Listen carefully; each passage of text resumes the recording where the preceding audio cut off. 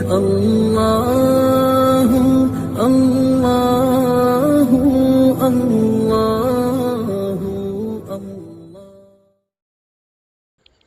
حضرت صلاح الدین ایوبی جب عیسائیوں کے ساتھ صلیبی جنگیں لڑ رہے تھے، اس وقت ہوا یہ کہ عیسائیوں نے ایک بڑی فوج تیار کی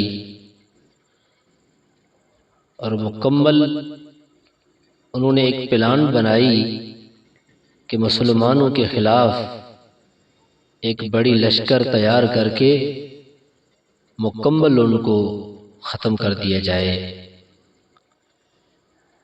جب صلاح الدین ایوبی کو اس بات کی خبر پہنچی تو بہت پریشان ہو گئے، اور یہ بھی معلوم ہوا کہ دشمنوں نے ایک بحری بیڑا بھی تیار کر کے روانہ کر دیا ہے۔ تو حضرت صلاح الدین ایوبی رحمت اللہ علیہ رات کا وقت تھا، بیت المقدس میں داخل ہو گئے اور بیت المقدس میں جا کر پہلے صلاۃ الحاجات پڑھی، اور صلاۃ الحاجات پڑھنے کے بعد دعائیں مانگنی شروع کر دی۔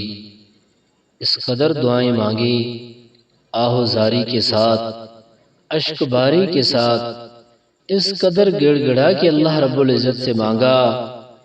جب فجر کا وقت ہوا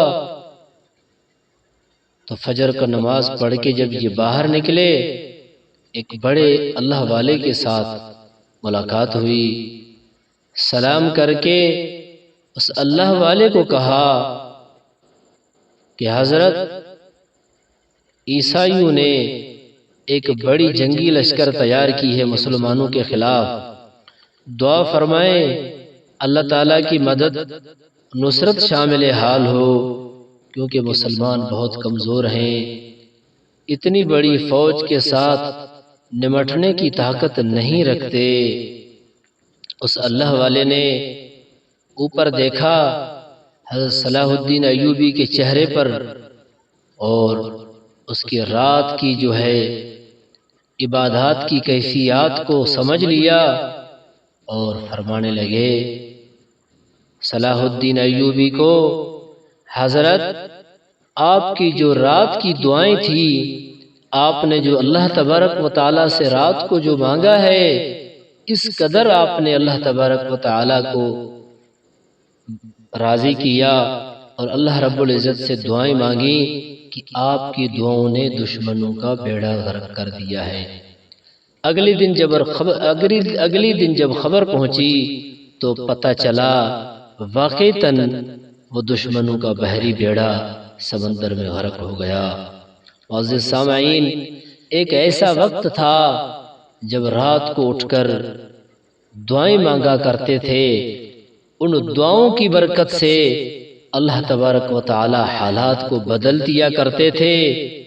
آج ہم اس قدر حقیقت سے دور ہو چکے، اللہ رب العزت کے تعلق سے دور ہو چکے، 24 گھنٹے مسائل میں گھرے ہوئے ہیں، لیکن اللہ سے تعلق نہیں بناتے، اللہ سے دعائیں نہیں مانگتے۔